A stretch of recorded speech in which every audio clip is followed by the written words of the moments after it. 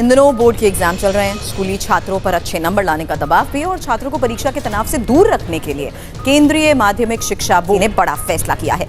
देश भर के करोड़ों छात्र छात्राओं के लिए इस समय की सबसे अहम और चौंकाने वाली अपडेट सामने निकल कर आ चुकी है, जिसे जानना हर 10वीं और 12वीं बोर्ड परीक्षा में बैठने वाले विद्यार्थी के लिए बेहद जरूरी हो जाता है। अगर आप 10वीं या 12वीं के छात्र हैं तो ये अपडेट आपके पूरे साल की दिशा बदल सकती है।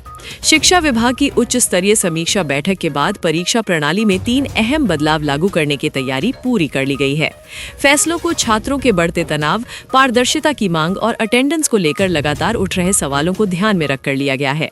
सबसे पहले बात उस फैसले की जिसका इंतजार लाखों छात्र लंबे समय से कर रहे थे। 75% अनिवार्य अटेंडेंस नियम में राहत दी गई है।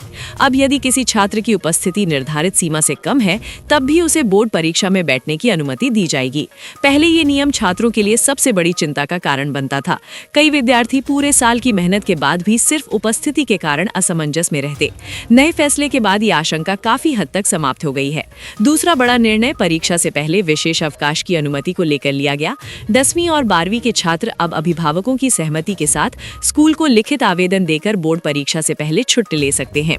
इसका उद्देश्य छात्रों को अंतिम समय में शांत और नियंत्रित वातावरण में तैयारी का अवसर देना है।